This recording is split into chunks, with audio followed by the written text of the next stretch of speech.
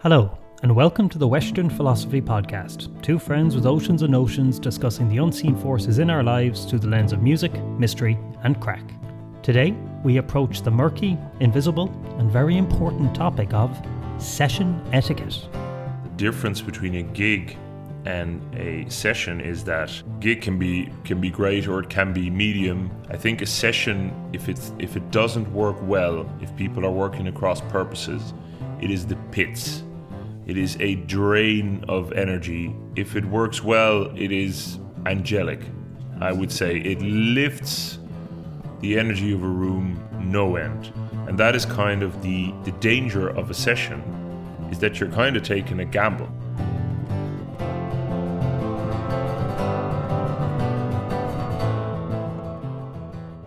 Oh, big feedback point from my darling wife. Oh. That is very easy to remedy. She loved this. She loved that. Did she? She loved the how woo are you, and she's like, it really helps anchor when there's little things like that. Yeah. And she thought it was so funny that you put that in. Also, she liked your childlike enjoyment of it. Yeah. And she's like, why is it not come back? I love it. So anytime I inevitably say something woo, or you do. Yeah. So that's your responsibility. Even here, there we are. Back by popular demand, the woo bell. Yay. I can't remember the wee melody. No, it doesn't matter. Yeah. Just anything there. Well, appropriate that we'd start with an audience request and a musical interlude, Bart, because today is your topic. So would you like to introduce it? Oh, lovely. Put it all on me, why don't you? This is a topic, so quite often, we will be like, oh, might be what's coming up for you. What's happening in your life? Let's talk about that. This is just something that isn't necessarily currently huge in my life. No, that's not right. Oh, fucked it up. Can we start again? No, we can't. Okay, great.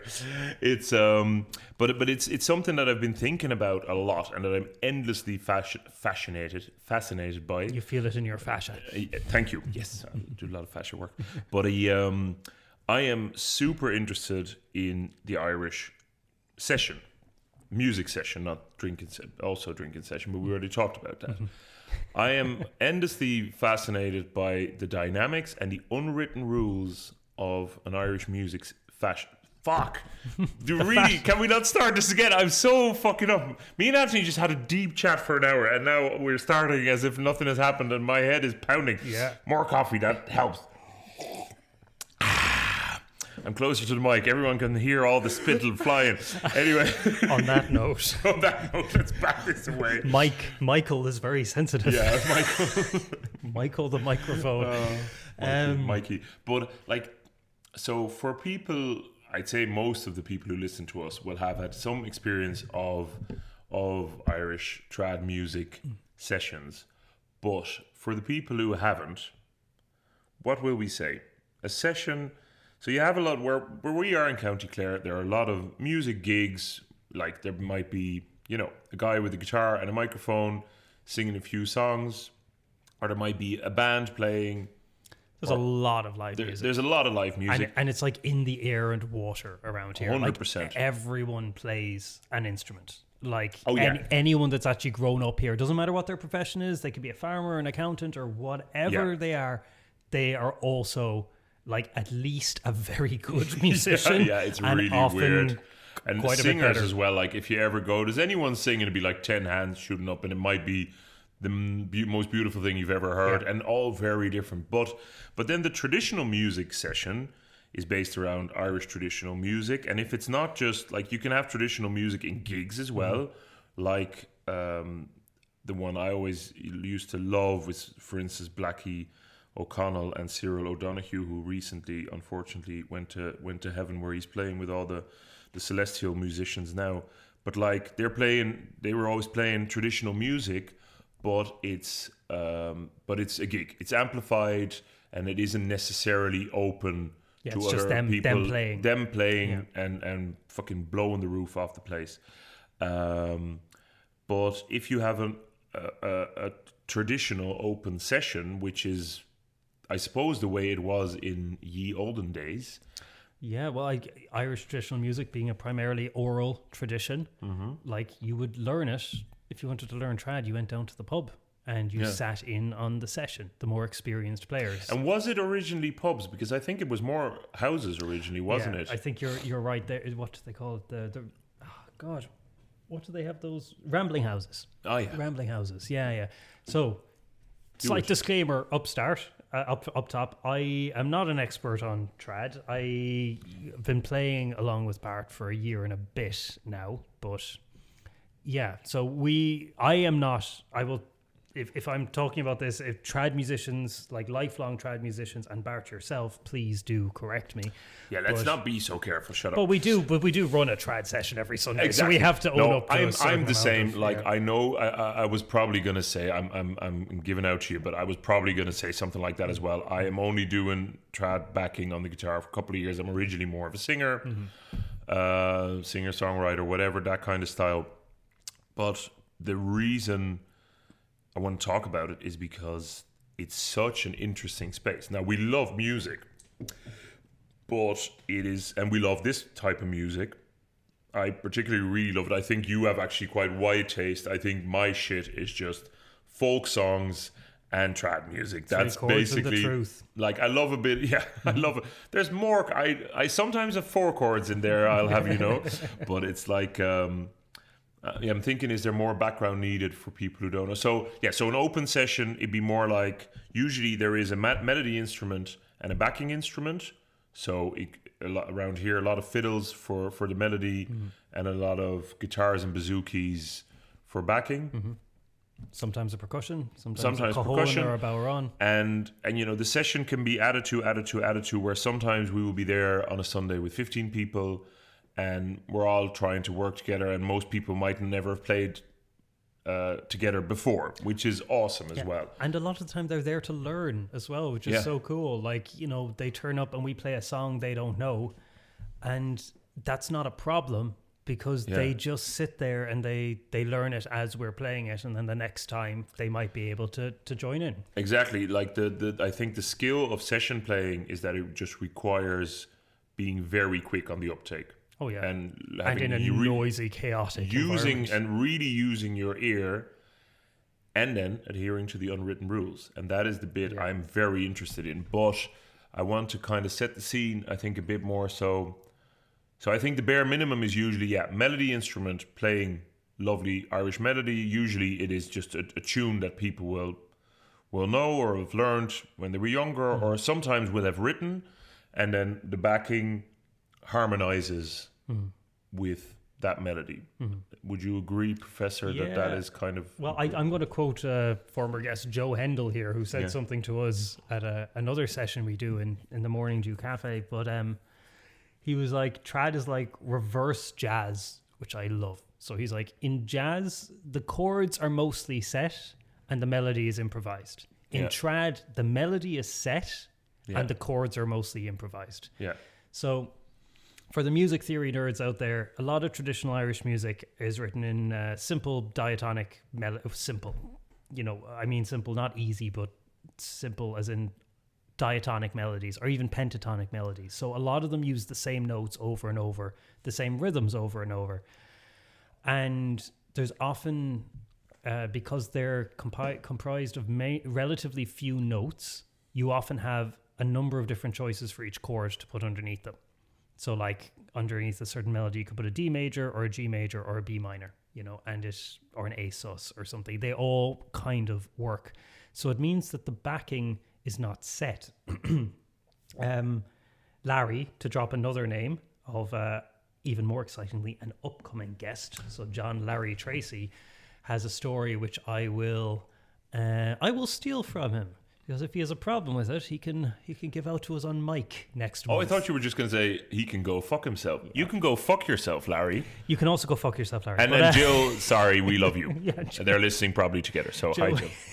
And they're probably looking. I hear they use YouTube. Hi. Jill is an innocent. But she just caught a stray bullet. But Larry talked about Larry. You know, has been back in trad for a long time as well, and he was talking about how he was playing I can't remember where it was, somewhere on the continent, and he was in a trad session, an open session, so he sat in with his guitar, and this French lady came up to him, and she was a classical guitarist, and she asked him, how do you know when to change chords? And I thought that was... Because he came back and he asked, like, myself and our friend Neil O'Brien, another excellent traditional guitarist, who has a fantastic album of harp covers called Tubber, Tobar, called Well. Do listen to it, because this is very tangenty on tangenty, but last weekend was the Harp Ireland Harp Day 2024, and I spent the whole weekend listening to O'Carolan and other Irish harp pieces, and it reminded me of Neil's album. But this classical guitarist asked, how do you know when to change chords? There's no answer to that, because you can hold one chord under a whole trad song and it will sound okay. It won't sound great. Yeah. But I think what I'm trying to get across is there is this combination within the session of people using their ears to pick up very specific melodies very quickly, but then the backing instruments improvising. There is much more fluidity to what the backing instruments do, as in we probably never back the same song the same way twice. And that's Tune, you dog. This is me revealing my naivety, where I still sometimes call them songs instead of tunes. They are tunes. A song is sung. Yeah. A tune is played. Mm-hmm. Yeah. Well, a tune can be sung as well, actually. But yeah. So you create this interesting cooperative, collaborative space, a combination of like things that are set and things that are improvised, and you all kind of work together to create this sound. And that can be more or less successful. Yeah. I think that's kind of it. And I think the difference between a gig and a session is that gig can be great, or it can be medium. I think a session, if it doesn't work well, if people are working across purposes, it is the pits. It is a drain of energy. If it works well, it is angelic. Absolutely, I would say joyful. It lifts the energy of a room no end. And that is kind of the danger of a session, is that you're kind of taking a gamble. Now, in Clare, it's not the biggest gamble because a lot of people are excellent. But there is that part of learning as well. Like, I've only been doing this very recently. You're always very modest. You're like, oh, I'm just following Bart. But you're musically more adept anyway. Like, you're probably a better guitar player than me, and I don't play the bass either. True. But it's like, but I had to, like, recently having at least gotten to a level of proficiency where I can at least do it. Mm-hmm. You know, like, that sounds over modest, but I mean more like, there is the level from not being able to play the guitar until being Cyril O'Donoghue or someone like brilliant bazooka player backer, like, or being Steve Cooney or whatever, like between there. I think you and I said we're at the 30% range or 40% range, somewhere there. Like it's definitely competent now, so it can be done. But I know there's definite people who would not like my backing on something or whatever. But it's no. I think that is just like because it's also. That's the interesting thing, is the melody. There are set melodies, then there's improvised harmonies, but it's always all different. Yep. If you play like we play with, on a regular basis with 5 or 6 melody players that we know well, and they are all different. Yep. And we know that Trish O'D will fucking be brilliant at the polkas, hi Trish, and we know that Kieran will drive it, Kieran Fitzpatrick will drive it no end, and we know that Sonia will do the all-time, Sonia O'Brien will do the amazing all-timey and can go as fast as fuck, but it's all different. Yeah. And same with the backing, and I think you said this about the guitar as well, you can't really hide. Yeah. You're going to have to make some definite decisions, and sometimes they're going to be the wrong ones.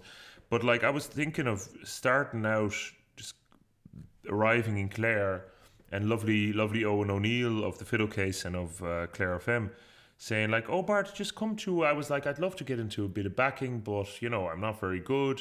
I don't know how it works. I've been looking at some YouTube videos, seeing if I can do it.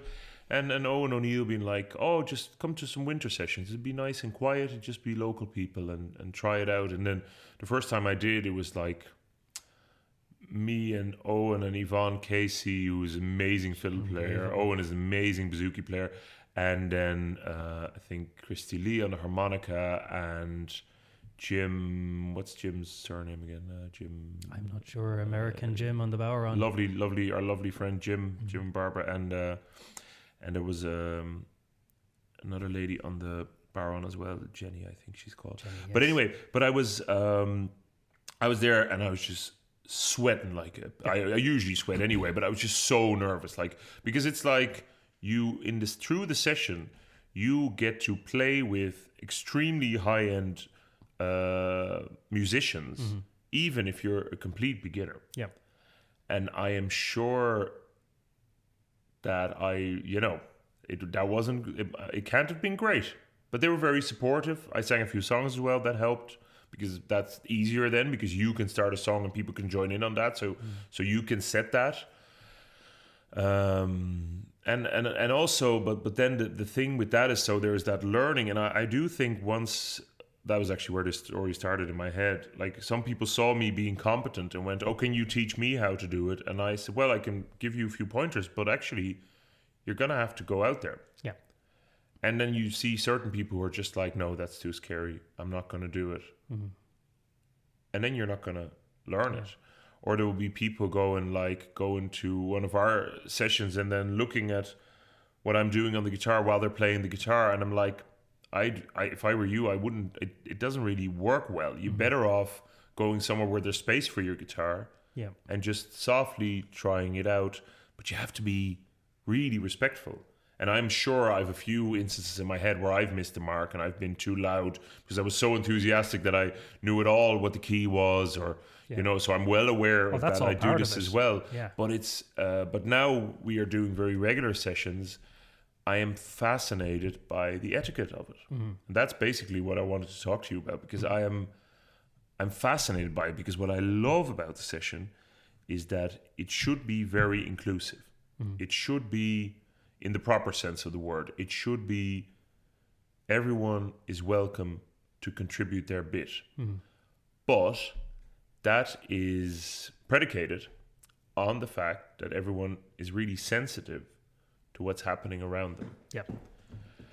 And that's sometimes where it where it can fall flat, a bit, where if people are insensitive, and it's not necessarily even about, I don't think a lot of people are, we forgot the notebooks, thanks Anthony. I don't think it's necessarily about people making musical mistakes, because that just happens, and especially if someone is like, I'm only just starting this. But it's actually more the social end of it. Would you agree? I've been talking for a long time. I think it's a question without an answer, but I think it's a that's why it's so interesting. Yeah. Now the things that were coming up for me, and to leave trad briefly. Yeah. In college, I used to help organize monthly experimental improvised music event. It was called STET Lab. And it was organised by guitarist and music lecturer Hannah O'Park in Cork City. So Han set it up, and then we kind of took it over for a year or two after he stepped away. But I loved the name, STET Lab. So lab is obviously a laboratory. It's a place where you experiment. STET is an editing term, right? So let's say somebody has written an article and then a sub-editor has been like, this is weirdly phrased here, highlighted it and then sent it up to the editor, the head editor. The head editor can write STET, which means leave it as it is. Mm. It's a bit weird, but it adds to the character of the piece or whatever. Mm. So that idea of experimenting, but being okay with whatever happens, STET Lab, I thought it was a brilliant name. And the entire principle and founding purpose of STET Lab was Han would bring in experienced improvisers and they would play first. Obviously normally with a gig you have the support act and then the headliner plays at the peak time, but actually the headliner, quote unquote, would play first for 30-40 minutes, and then anyone could get up and improvise with them. And it was about getting novice improvisers and experienced improvisers playing together as quickly as possible.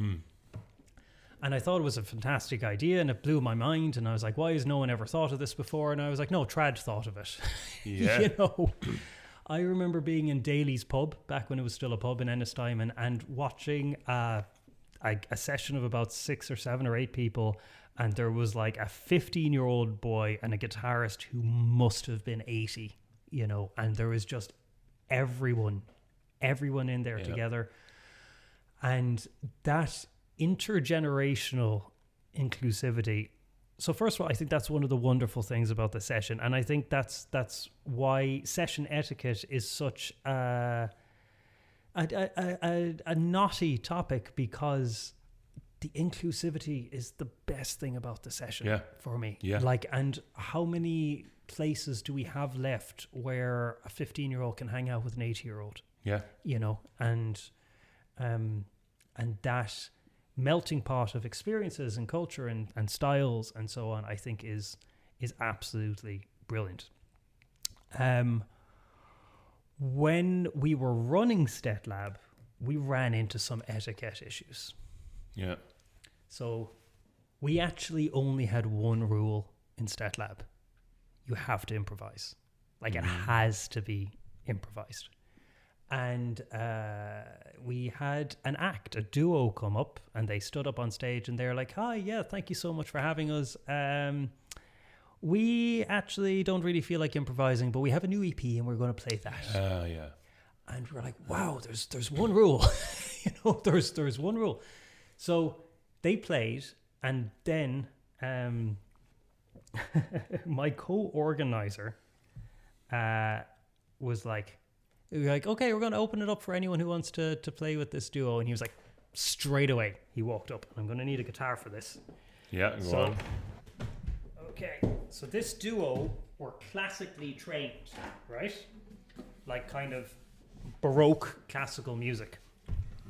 And the thing about classical music is one of the big things about improv is how you end it. That is something Hanwell Park always taught us, is like, it can be pretty mediocre, but if you end strong, people will be left with a good impression of it. And the funny thing about classical music, or at least like classical, capital C, classical and Baroque music, is a lot of the cadences are very standard, right? There are a lot of like perfect cadences. So these two would be like all kind of noodly stuff, and I was like, dun, dun, dun, dun, dun, dun, dun. Yeah. And then you just hear...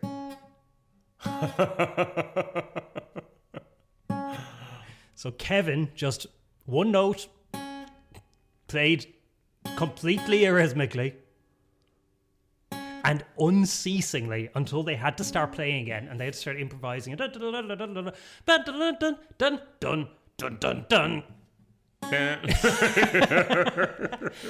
He kept going for 15 minutes, and I thought it was because after like 3 minutes, their bag of tricks was empty, and he was in no way like, he was giving them no information, he was giving them nothing they could play off. He was just like, because there's no relation. It's not like there's two notes where you can go, they're in a scale. There's nothing. There's just, and he was just like, the way I read it was like, find something interesting. You're in this space, you know, respect the space, and I thought it was really beautiful as well, because he didn't have to say anything. He didn't have to give out to anyone. He just had to, and they kept going round and round and round and round, and eventually it just stopped, you know. And we were always taught to be relatively confrontational. This is experimental improv, so it's like...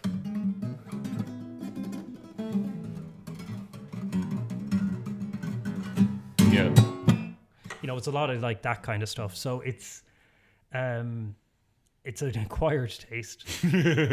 I genuinely love it. I didn't when I started playing it. I viewed it as an exercise. I genuinely came to love it, but I don't expect anyone else to. But we were taught the value of like asserting yourself, and if an improv is going in a bad way, when do you just like limp along and wait it out, or where do you like trying to step in and take control and so on. But again, those are the rules of that space, right? that was the rules of Stet Lab. The both spoken stated, like you have to improvise, and unspoken rules where you can wind people up a bit. That's kind of our thing, you know. And yeah, we were quite controversial. Some people loved us, some people hated us. And I will end with my favorite story, which is we used to. Actually, I have a few favorite stories, but one of them is we used to play upstairs in the Roundy, which is a small, lovely pub in Cork, and the upstairs is quite small and intimate. Yeah. And there's a bar upstairs, and we were sound checking one day, and this bartender, who was one of long-term bartender at the place, young fella, he was like, after the sound check, he said to me, he was like, yeah, it's sounding great, man. And I was kind of like, okay, I don't really need your sarcasm, you know, we know that nobody likes when we play, you know. And I was like, all right, sure, you know, okay, fine. And he's like, no, sorry. He was like, I'm actually enjoying it. He was like, I was put up here the first few months as a punishment because I was the new guy. But he was like, after about 3 gigs, I was like, I'm actually starting to enjoy this. And he started to request it. So it's an acquired taste, yeah. No, but this is it. And I was talking to Yvonne about this, about like the fact that the rules of a trad session are so unwritten, because at least with the Stet Lab you had one written rule, whereas there is none. And I have such a soft spot for wanting to join in, and the togetherness. Like we've had times where we've had like 15 people playing at the same time, and it's just feel like I kind of need any excuse for the woo thing, so maybe do woo now.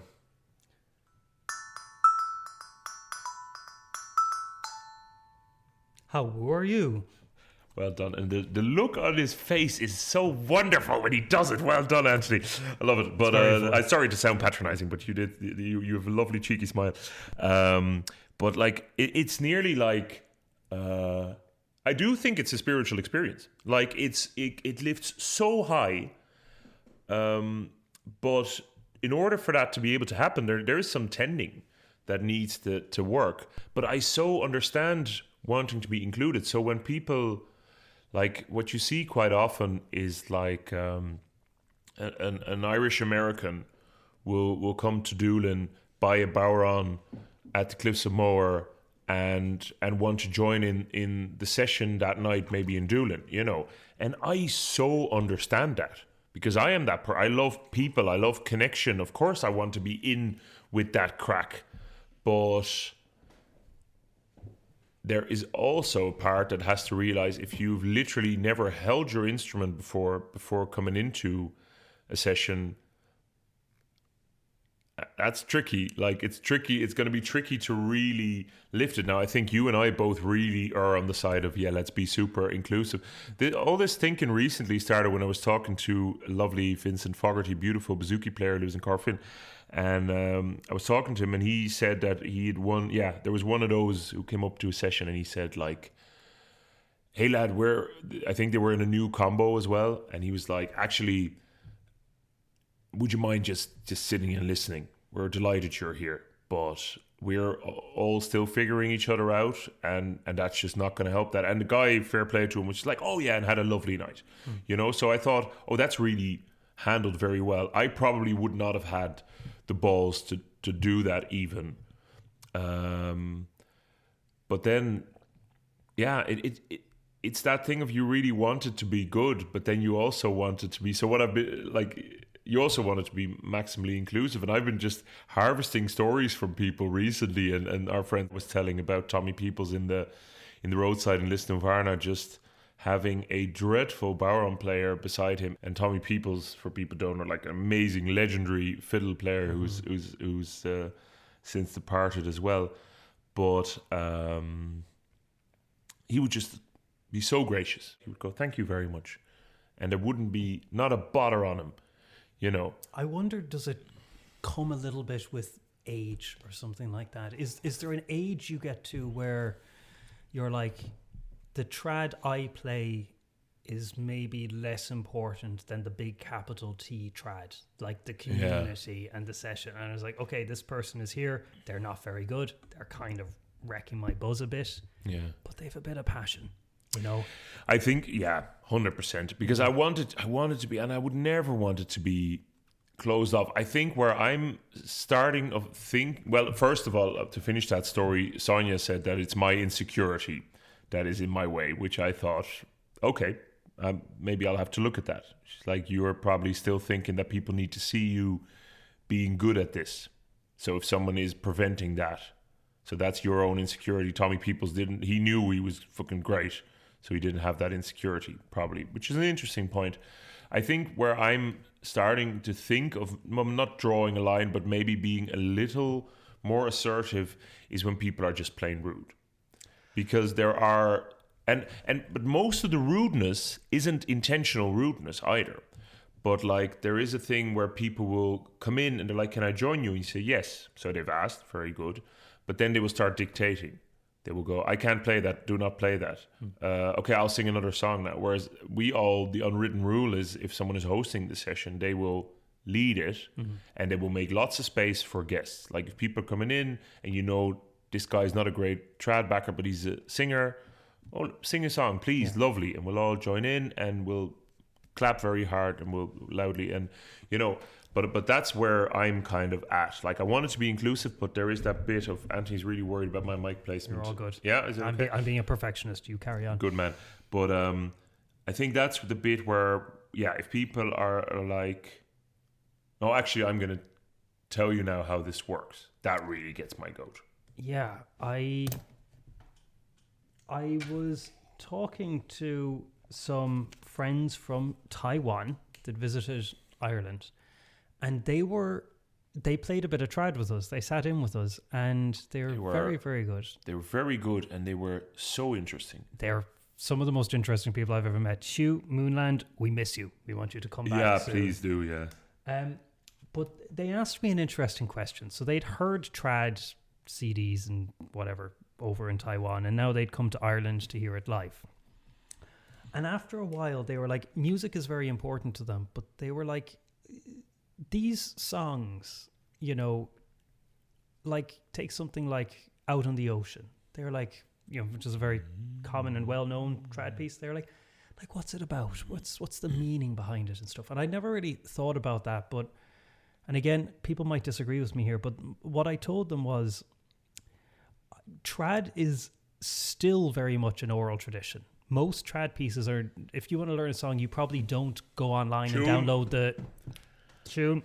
You don't go online and download the sheet music. You know, you might watch a tutorial, but most likely what you do is you listen to a recording of the tune and you work it out by ear, or you find somebody that knows the tune, you play with them. And if you go to a trad gig, like an established trad band or a really famous trad musician, if they're introducing a tune, they will often tell you not what the tune is about, but where they learned the tune. It's like, I learned this tune in Boston in 1985 from a concertina player, you know, and they will talk about the transmission of the tune rather than the intent of the original person that wrote it. And I think that is something that is unique to oral traditions because they are alive, right? As soon as you take a tune or a piece of music and nail it down onto sheet music, it becomes it becomes fixed, right? But trad tunes are kept alive through people playing them. So what I tried to explain to my Taiwanese friends was that in the trad session, it's in a lot of gigs, there is the audience and the performer. Now, this is very highfalutin. I'm going to put on my music graduate hat, and we need a pretentious bell, a pretentious gong to go with the woo drum. No, it's too nice. It's too nice, yeah.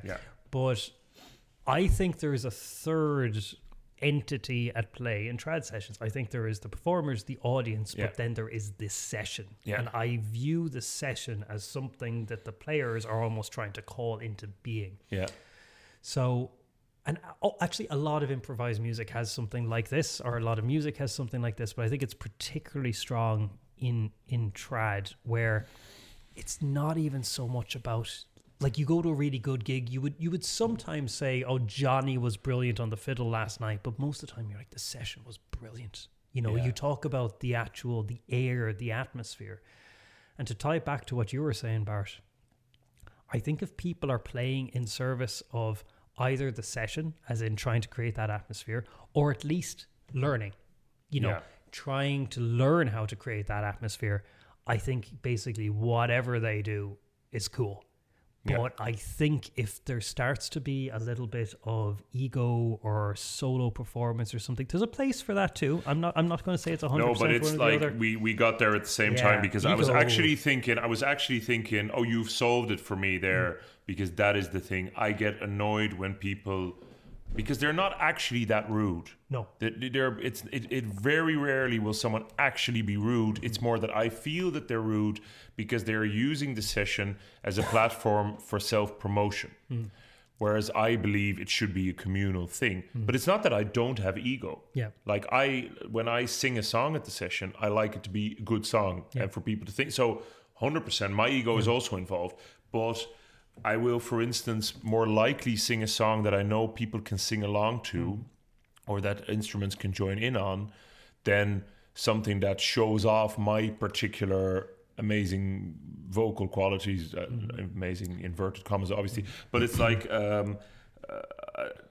so their ego is always there, but it's the people who go, oh, I'm going to come in here and now I'm going to sing 12 songs in a session because I want to show off and I'm enjoying this, then that I don't like that. I think that you got it. That's the main issue. Yeah, and I don't want to put anyone off of doing a solo at a session, because we had somebody come into last Sunday and sing a vocal solo, and it was stunning. Yeah, and the reason they ended up playing solo was, to be quite honest, me and you couldn't work out the backing fast enough. Yeah, the key was a little bit funny, and we were like, rather than mess with the beautiful performance, they're doing fine on their own, and they're really adding they added an awful lot. And that's it. So their solo performance can still add to the tapestry of the session. Yes. That is not the issue. It's not like don't show off in the session or anything. You can make it because it'll enrich the entire experience for the audience and for us. And it's actually lovely when you're hammering out tunes to put your guitar in your lap or your bass guitar and just close your eyes and listen and be transported. And it was beautiful. Singer, was it Sarah? Was it Sarah? Yeah, Sarah Daly. Beautiful version of Sarah Daly, which is lovely because Daly's pub is where we used to play. And she moved through the fair, which is I love that Rory Gallagher version. So it was lovely. It's a Mixolydian tune, but we weren't sure of the key. That's the funny thing as well. Like for us, it has to be. We need to be able to notice in 15 seconds.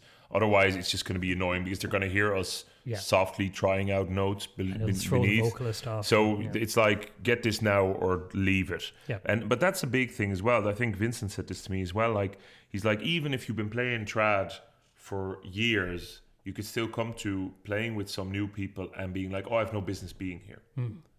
Well, that's what he said. It's a bit strong, but it's like more like I should stop playing a good bit of this session because I am not elevating it. Yeah, and it might not be a skill level. It might just be a style style thing, because like some people, like for example with backing, some people like backing to be very, very straight and relatively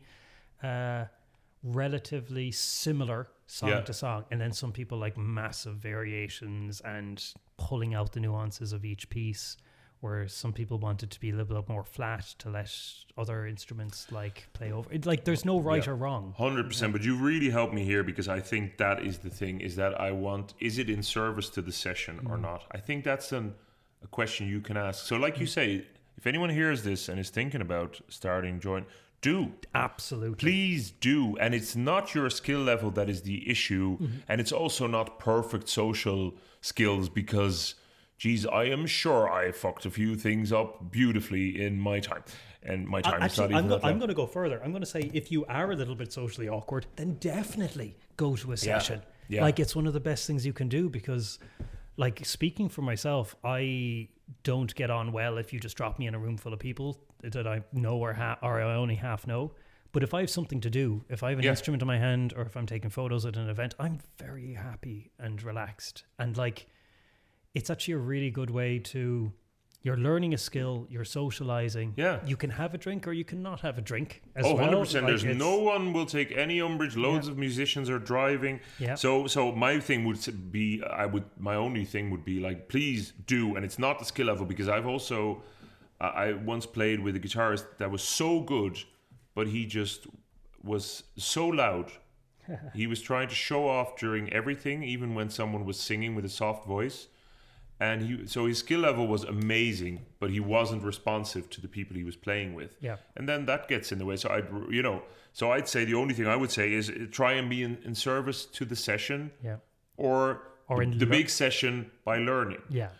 But like, and also what I think as well is sometimes I've had this as well, where people think, oh, once I sit in, I'm locked in. I have to sit here for 2.5 hours. Yeah. No. Yeah. If you want to come in for 2 tunes or 1 song and sit back down with your pals and have a pint, yeah, I get that. Mm-hmm.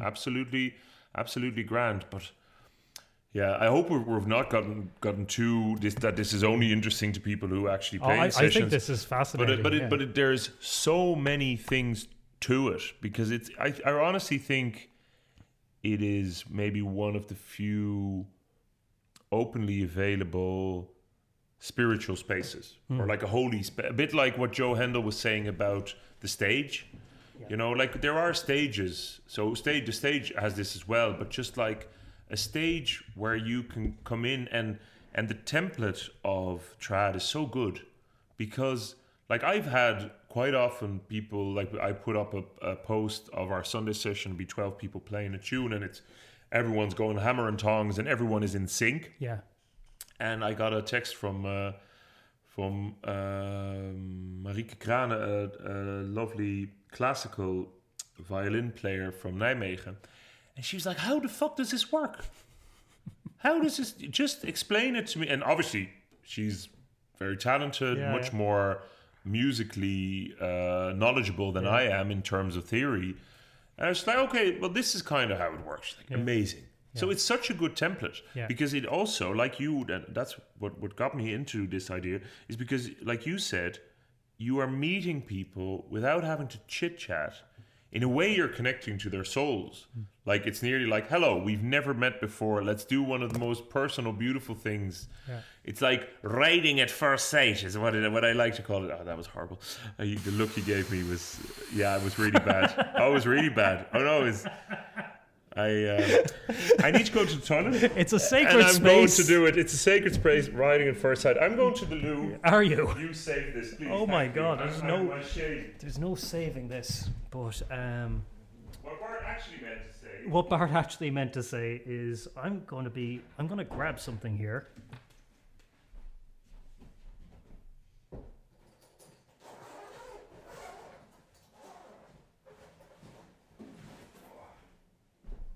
Oh my God, it's dead air. It's oh God. That's not so good. But it's it's a very unique thing. This is weird. I can't talk to an empty chair. I feel like an absolute lunatic.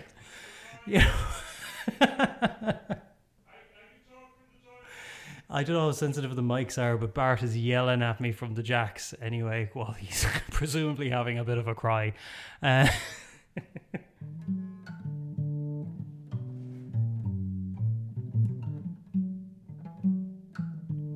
So it's Bart, help me out here. Refill your empty chair. I know you did so well when the firewood got delivered a few weeks ago, but I've just realised, for all my highfalutin talk of improvising, the red eye of the mic. Okay, I've played 8 bars of Shivog Shivur out of tune, and that's all I can contribute. Yeah, that was very unprofessional, but I thought it would be funny to just run off after saying a hard thing. No, okay, I didn't mean that what I said about the writing at first sight, but I do mean, like, it's a beautiful way of making a connection with someone. I've had this with theatre sometimes as well, that you join a theatre group and you've met people. Like, okay, so the play I was supposed to be doing with Joe, but that got cancelled because it was too much for the university to bear. There was a wonderful actor there, Yvonne. She lives in Boven Doolin, and it was dark, and it was like we were playing a really dysfunctional couple. And she has a real way with playing that dark feminine. Like it was powerful, and she was needling me and getting into me and really hurting me in the sanctified space of the play and the practice. And sure, I didn't know a thing about her. And that's cool, you know. And it's similar like that. Now I'd say trad is gentler than that. But it is that thing of like, just start creating with someone before they've even told you. You know, I hate that thing of like, what do you do or something? Like, it's irrelevant enough question. Like, what is your life? I suppose I hate it when it's done in the way of like, where in terms of status should I put you? But like, isn't it great to just meet someone and make music? Yeah, well, at one StetLab event, we had Alexander Hawkins, who is, I think, one of the best jazz pianists in Britain, come over. And I was late arriving to the event, and I played music with him before I spoke to him. Yeah. And that was a really special feeling. And I completely fucked it up. And that was a very special feeling as well. So that's the other interesting thing about improv in general. You can fail. You can fail. You might go to a session and it might not go well. And you'll still survive. Yeah. You won't die. You'll learn. You often learn more from like a rough session than actually a session that goes well. And then you go back and you try it again. And I don't mean you should like grit your teeth and always choose the difficult path, but like it's almost, I've had a few experiences like this where I've like played with high level musicians or been around them and just screwed up, you know, and you're like, oh my God, the first time it happens, like after the Alexander Hawkins thing, I was kicking myself. I was like, there was a recording of it and I was like, but you do survive. And the next time an opportunity like that came up, I was like, I'm just going to try to get through it. And I got through it. And then sometimes it goes well and sometimes it goes badly. And you're like, that's a beautiful lesson as well. And we've kind of gone off track here, but like, this is what I love about improv. And like, I'm still a baby at this, and at trad, and I still have some weeks where I come back from the trad session and I'm like, I made a balls of that, you know, but I know that probably everyone else doesn't think as harshly of it as I do. That's an and I can turn up next week and maybe do better. And then like every once in a while you're like, shit, that was pretty good. Yeah. You know, that was, I actually did that. I actually did a few new things that worked, and that's wonderful too, because there is a place for ego as well. Exactly. It's that interface that you need. And I like what you raised there, that your experience can be wholly different. Now, we all know that our sense of failure is so minute. Like we go, oh, I did this thing there. Yeah. Probably no one noticed. Yeah. You know, but it's also like sometimes there will be one where I was like, oh, that was great. And you were like, oh, I really didn't love it because there was this guy in my ear, or, you know, I just, or there was something with me. Like you're bringing all of that to the table. Yeah. But the nice thing is when it flies, when it really lifts, we usually all go, it was proper lift off. Tommy Tiernan has this beautiful sketch. I think you could find it on YouTube. It's like a young Tommy Tiernan, like 2001 or something like that. And he talks about the different, it's actually that thing that Joe mentioned in a way about the American jazz, where he says it's a guy standing up on stage going, I'm fucking mad, take it or leave it. And he said Irish trad is like, sure, we're all fucking mad, let's go. You know? And he has a really funny description of session in the Crane Bar, and there's kids flying and they're lifting, but then there's a sad song. And I really recommend people look it up. It's great. But this is a topic I could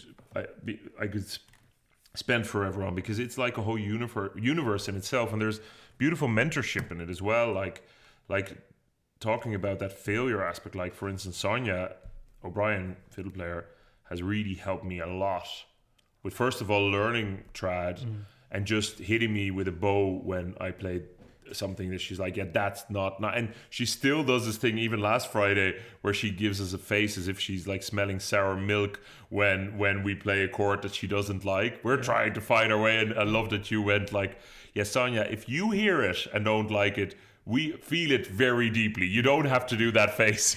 No, we know it's the wrong chord. Yeah, but she's very good with, and she's also very good of like when we're really playing a blinder, and she'll go, "This is all a bit too comfortable. Let's go out onto the edge. I'm going to play a tune that you've never heard before, and it's weird. And it's in G minor, and it's in fucking 9/8, 5/4. Or no, what's the 7/8 time? 7/8, yeah. But I tell you, Sonia is. Every time I play with Sonia, I learn something because she has such a depth of knowledge, but she has this incredible ability, and this is something that, like, again, comes up in martial arts an awful lot, and this is actually an unspoken rule of martial arts. I'll tell you what Sonia does first. Sonia almost always plays like 15% above, for me, my level. She's like, whatever, she's like, okay, you've got that. Now this. Yeah. Like, you never get comfortable, but it's always attainable. She doesn't go 50%, 60%, where I'm just like, I can't keep up with this. She's like, no, if you just try, if you dig in a little, you can get a little bit further. In martial arts, when you're sparring, there's this unspoken etiquette where I'm a small guy, right? So most people I spar with are bigger than me, okay? So when you're sparring, you don't want to hurt anyone. So say I want to spar 40%, right? But I'm sparring somebody that's like literally a foot taller than me, which happens, you know?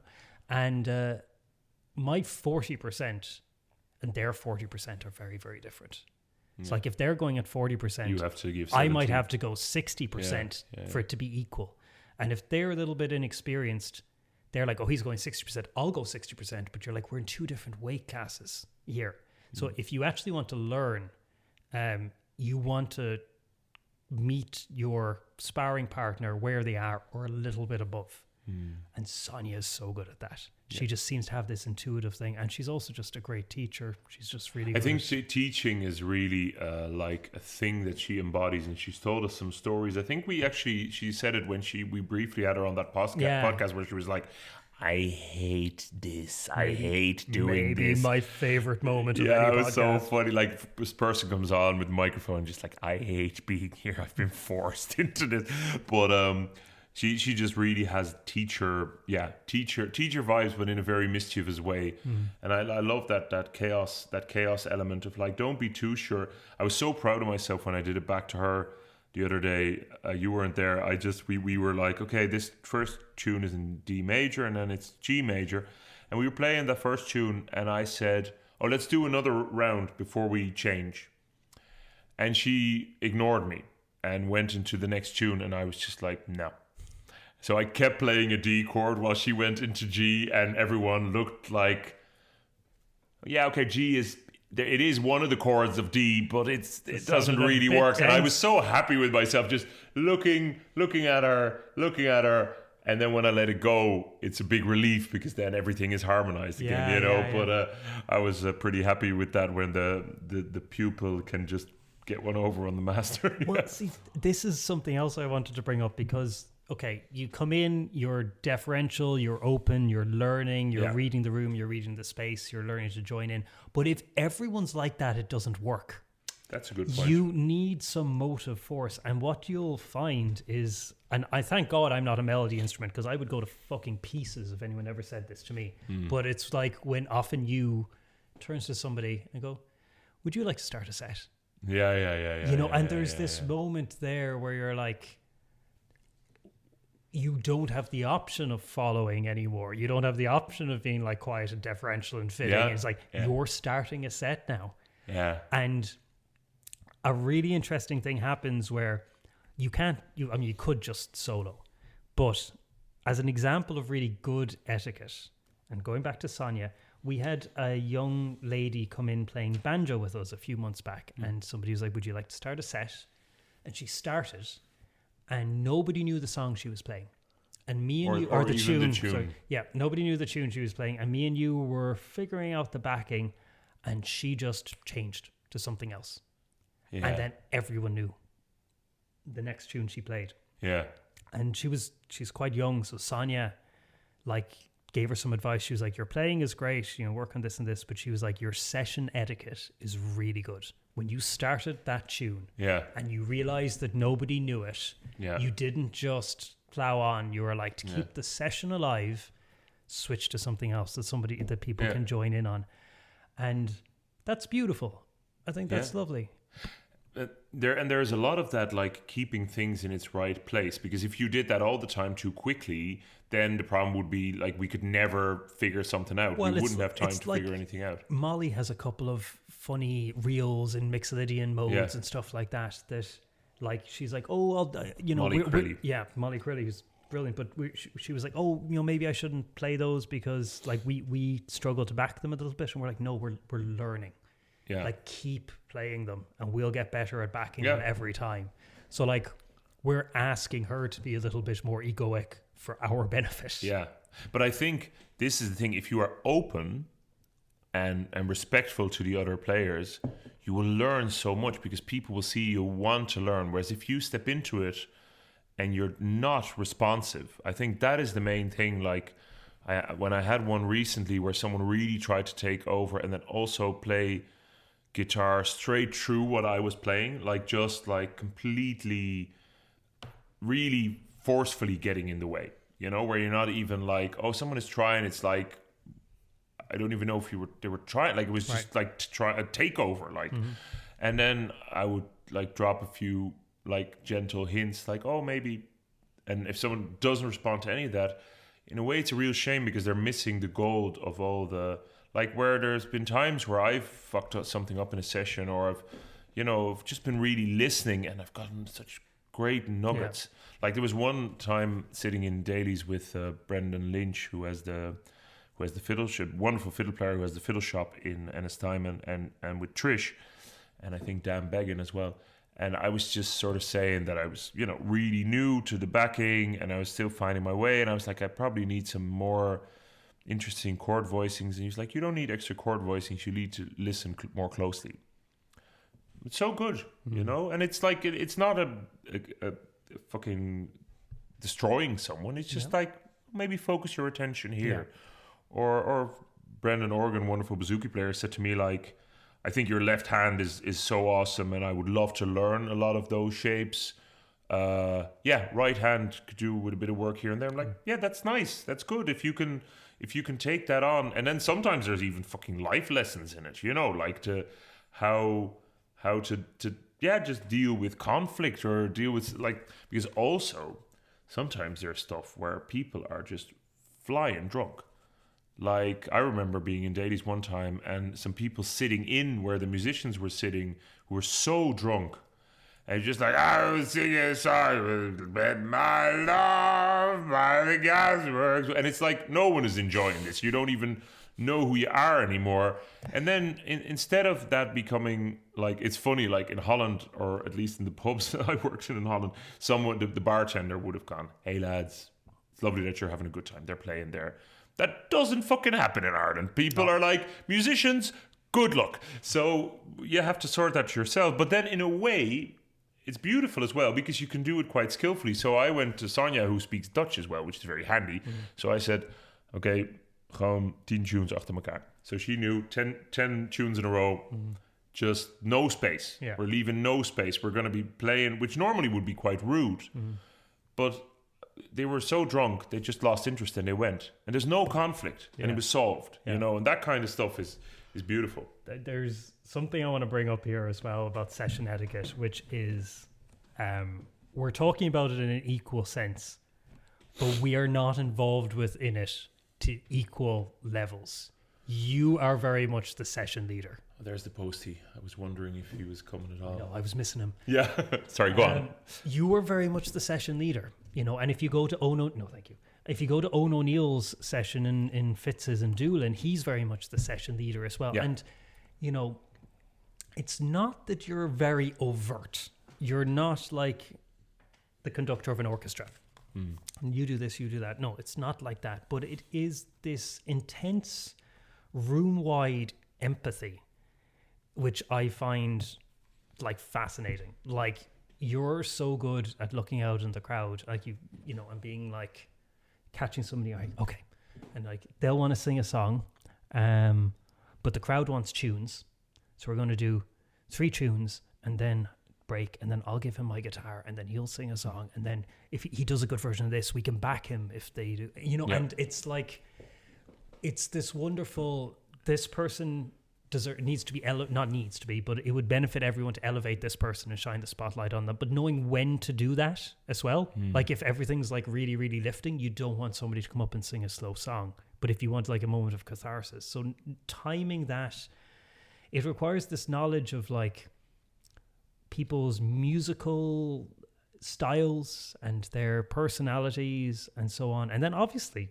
like the personalities of the people that are in the session as well, like the standard musicians. Yeah, like because you even have to remember. Well, thank you, by the way, for saying that. I'm going to do a new thing, and I'm not going to say that you're wrong or be self-effacing. I'm just going to take it. Thank you very much.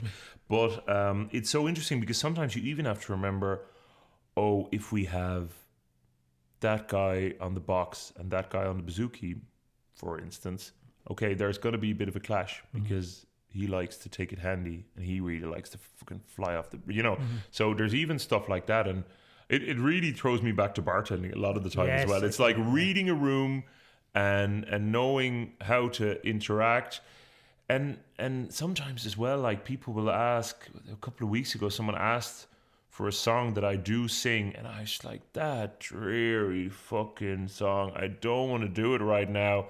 And I turned to Trish and I was like, also I need to say, for our Sunday session, me and Trish definitely host that together. Yes. But even that alternates. Sometimes she will be very energetic and dominant and kind of like, I want to do this, let's do it. No, not in a way that she's taking over. She's also really responsive to the room. Yeah. But like sometimes it'll be more her going, let's do this, and I'm a bit like hanging back. And then sometimes her energy might be low and I'll be a bit more, taking the lead on that. And it was funny because a friend of mine from Holland actually was visiting, and she was telling me afterwards everything she'd observed without knowing about trad. She's like, I could see you were doing this thing and this interaction and those people there. But what was I going to say? Oh yeah, someone asked us to sing a song, me to sing a song a couple of weeks ago, and I went to Trish and I was like, I really don't want to do it. She's like, you don't have to do it, just leave it. Which is, you can help each other that way as well, just supporting each other. And then another person had heard that and she's like, oh yeah, please do that song. And she's like, and now you do have to do it. Yes. It's like there's little and nuances. You know what, Bart? It was nice. I hated it while I was doing it. Was so, but it put me in mind. I was actually thinking of when you were saying we'll all have different experiences. Yeah. I really did not enjoy myself singing it. But maybe it puts me in mind a bit of that weird episode we did about internalization and expression. Yeah. I was not enjoying it in that moment. I did not want to express that, but someone really wanted to hear it. And it worked. So apparently it's working, but it didn't feel like that. And I had to turn to Trish afterwards and go, while people were applauding loudly, I had to go, I fucking hated that. Which is actually bad form, but I had to get it out of my my system. We have one piece in particular we do that I hate. Yeah. But I know which one. There's another one. There's a secret one. There's actually 2. You know one, but there's another one that I don't like. Why did you not tell me? Because it works for the session. But the other one works as well. Why did you tell me about that one? Oh, because I hate that one so much I couldn't keep it in anymore.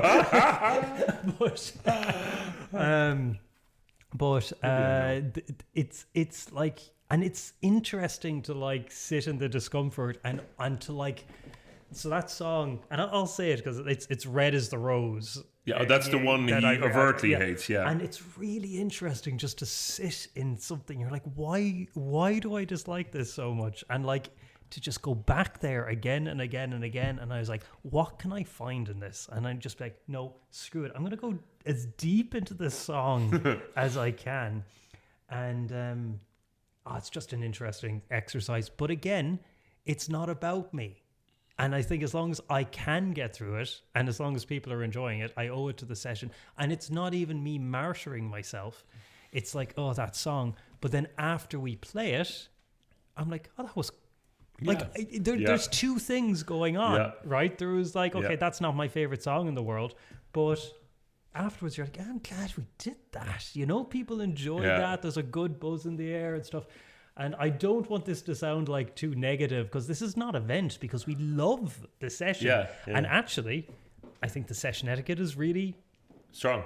It's brilliant. Like, people are so good, and people turn up every week or most weeks, and it's insane. Contribute so much. So much time and energy. And musical ability, and bring so many new perspectives and flavors and sounds. And I would get very bored very quickly if I wasn't learning something every week, and I really do. And I think it is just interesting to talk about this stuff. I don't want us to give the impression that, like, session etiquette is this huge issue that people are...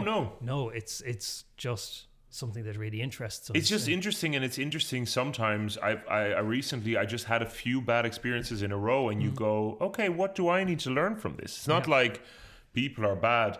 A thing that... there's so many things about this. I really want to know what the second one is. Is it Black is the Colour? No, I love Black is the Colour. Second one is a tune. Okay, cool. Yeah. Okay, cool. And it's part of a set, which is why I can't complain about it. Okay, I'll must be the Kings of Kerry, no? No, God, no, Kings of Kerry's banging. It is banging, but I was thinking that the other one was because it has to do with Killarney tourism or something. I don't know. But fuck, there's so many things to see. I could talk about this for 17 hours. You have been writing furiously. No, just 3 words, so it's not. But no, that's one later. But so I had a few negative experiences in a row, and then I don't go, what are people doing to me? Yeah. I go, what am I doing that this is happening, or what is life trying to teach me? Like, I really believe in that. Bing, bing, bing. How were you? I really believe that there is always lessons like that. You know. How woo are you? That's pretty woo. Pretty fucking woo. That's how woo I am. But the... so there was a few times that happened, and then I was thinking, what can I learn from this? Oh, you know, when there's a thought just out of reach because you keep derailing yourself. Mm-hmm. It'll come back to me in a moment. Will it? Maybe not. No. Well, another thing I really wanted to say is that what you said is that it's not just about the performance, it's also about the crowd.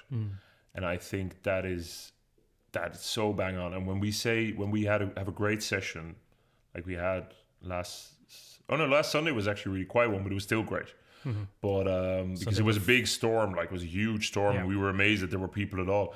But the week before, we had a banging big session, and we said to people that people were like, "Oh, thanks so much," and we were like, "No, thank you," because we have also done this where it falls on deaf ears or there's nothing coming back. Mm-hmm.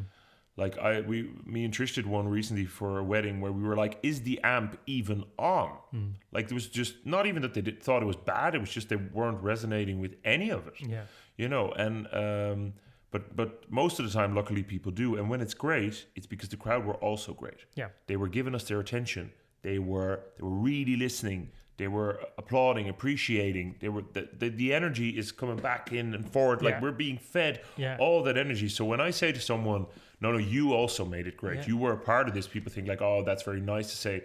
No, I mean it 100% because I've been on the other end, and it's just work. Yeah, and we need to remember that this music historically was dance music. That too. You played to make bodies move, and we get that at the Sunday sessions. We get a lot of kids coming up and dancing. They love polkas. Kids love polkas. Katie's nephews, who were like 1.5 and 4 maybe, or just maybe 3.5. They came, and it was their first time hearing like real live music, or at least like that close to live music. And there's just a video of them just like stamping their feet in a circle. Like the music is in their little bodies, and they just have to get it out. And they're not like adults who are like, I'm going to tap my foot. They're just like, I'm going to completely be this. Just like contortions and bouncing, and like the young fella, the 18-month-old, just kept running in and out of the door. That was just like where his energy was taking him. And that is so good. And I just remember like Katie's sister asked her son, she was like, Joe, did you like the session? Did you like the music? And he's like, yeah, I did my fancy dance. Yeah, good. So we got his fancy dance. But it, and you can feel it off the crowd as well. Like sometimes if you nail a difficult transition or something like that, or if you take the tune into another gear that you didn't know was there. You're like, you didn't think this could get faster and louder and more energetic, but it can. There we go. And the crowd, you can just feel it, and it's. I do think that this session as an entity is a collaboration between like the musicians and the crowd, and it's Even, that well, just that barrier between performers and audience is a lot more fluid during a trad session. You might have punters sitting at the table with you while you're playing trad, and they might actually turn out to be performers as well and come in for an alt song and I it's lovely when people are like woo or something and they time it perfectly and it lifts it even more, you know, so people can really join in and singing. Like we had so many around Christmas time last year. We had like lovely choir singing Silent Night. Like I have a video of that on my phone where I just put down my guitar and I just videoed it. Unfortunately, I'm a bit too loud because I'm trying to sing to the whole room, but you could just see the whole, and it's a big enough barn like that we play on a Sunday. It's and really just the moving. Whole, everyone just singing. Or then when Shane McGowan died and we were all singing Fairy Tale New York and it was fucking epic. Yeah. You know, it's like stuff like that.